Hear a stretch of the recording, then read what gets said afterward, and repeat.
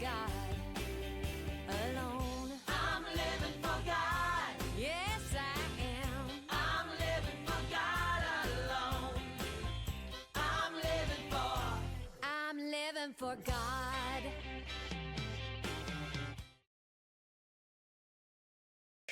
Hello, everyone. This is Dwayna Litz again, and you are listening to When Satan Goes to Church. And now we've come to the part where I'm going to just speak from my heart about an experience that I had last year in church. And as I've said before, I don't want to name any names. It's not about that. I have forgiven everyone. I forgave him a long time ago, and I'm really over the pain of it. But it was very painful, and it was the worst experience I've had in church, like times 10. And I've been in church all my life. But what happened is I had been through a very hard time in my biological family, and I was rather estranged. And it was, the root of that was my love for truth, and that's all I will say on that. But I was in a lot of pain, and I went to church, and I said, I was very vulnerable. It's true. I was going through a vulnerable time. I couldn't even talk about things at that point without crying about them as to what I was experiencing in my life. And I said, would you be my family? And I remember this vividly. And I just wanted to love the church. And I did love the church. And I felt like everybody loved me, but I really didn't know them well. Looking back, what happened is God knew He was going to lead me to this church. He had prepared me for something. And it was not what I was thinking. I wasn't in the church long. Most people didn't even know my name. Even the pastor called me Dwayna instead of Dwayna. So I was not in the church long. But what happened is I plugged right in, and I loved the church. And I can remember thinking that there were so many Southern Baptist pastors there, and they were retired. And I thought, this is just wonderful. You know, assuming that if you are a Southern Baptist retired pastor, you know the Bible and you're a really good man. And so then I started singing in church, and I loved the music director and his wife. And I thought they loved me. But anyway, I loved them, and I felt so happy. They had a little orchestra. It was not a full orchestra, but a little mini orchestra.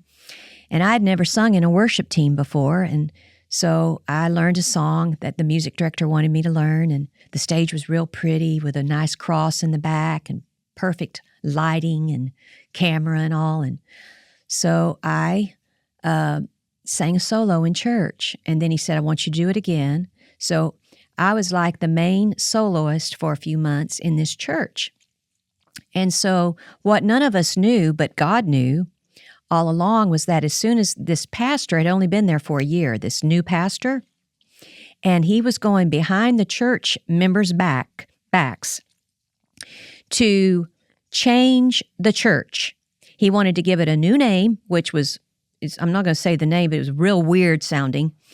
And he had in mind that he was going to be a megachurch pastor, and he wanted church plants here and church plants there. And, you know, the church was never huge. I mean, he said we had a certain amount on roll, but I never remember seeing more than maybe, 300 there for a service on Sunday morning. But there was an agenda. And that was to get rid of the beautiful music with the orchestra.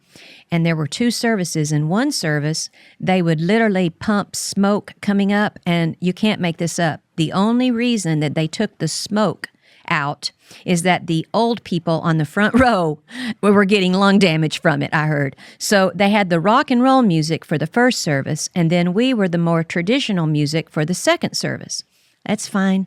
I never learned anything from his sermons, but I thought there's no such thing as the perfect church. And, these people are so sweet. And I sang they would want me to sing a little, hymn a cappella in my Sunday school class. And so I felt like I loved the people, and I looked forward to church every Sunday and every Wednesday night rehearsal.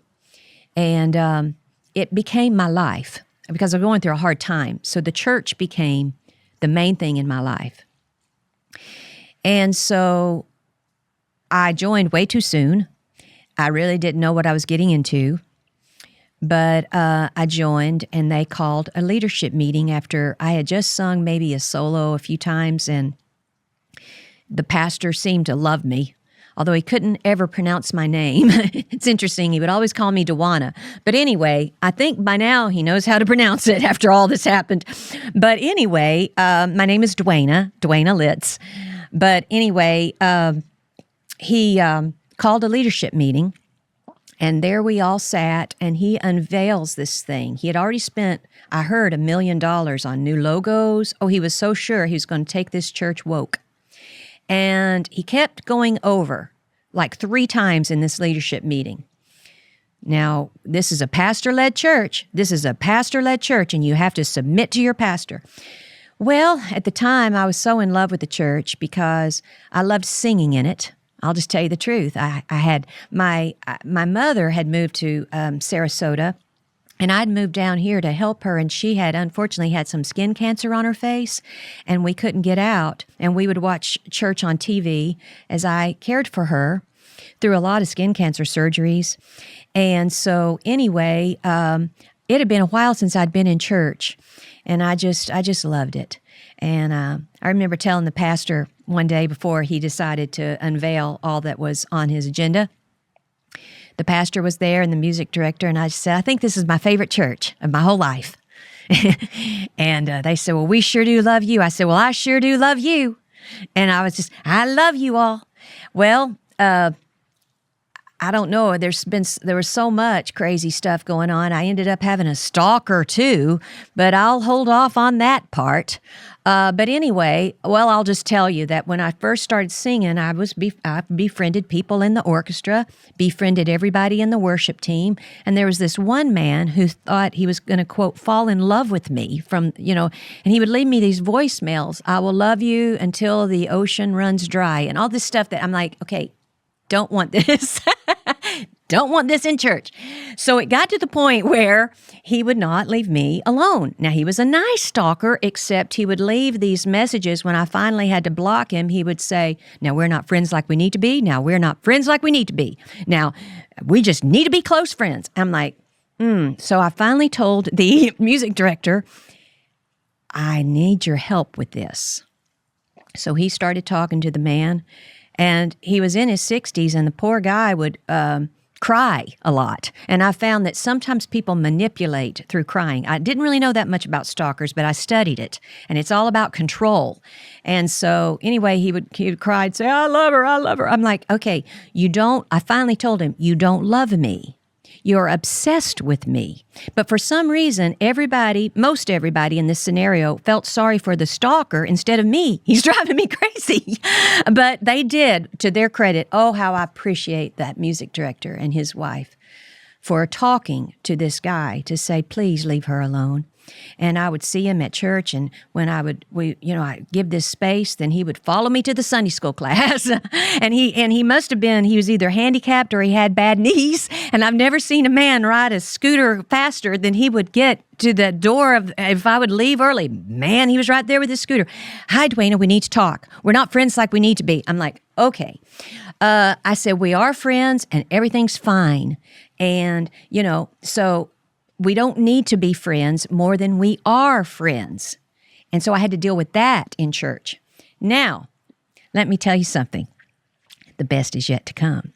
Because when the plan was unveiled at the leadership meeting, as J. Vernon McGee says, now we're going to get down to the nitty-gritty. And I have to tell you this other story that J. Vernon McGee says as I'm listening to him. You should listen to all these podcast, episodes consecutively to know where I am in life. But I learned so much from J. Vernon McGee, and I thoroughly have enjoyed going through the whole entire Bible with him. Well, I'm only in John now, but the point is I hear these great illustrations that hopefully make me a little wiser in life. But he talked about doing a camping trip with a pastor, and he said he woke up and there had been a snake where he was staying. And it was only when the light shone on the snake that he could see there was a snake. Well, guess what? That's what happens a lot in church. The snake is there. You just don't know it until the plan is unveiled and we test it with the Word of God. I'm Dwayna Litz. You're listening to When Satan Goes to Church, and I will see you next time because the best is yet to come. I'm just living for God.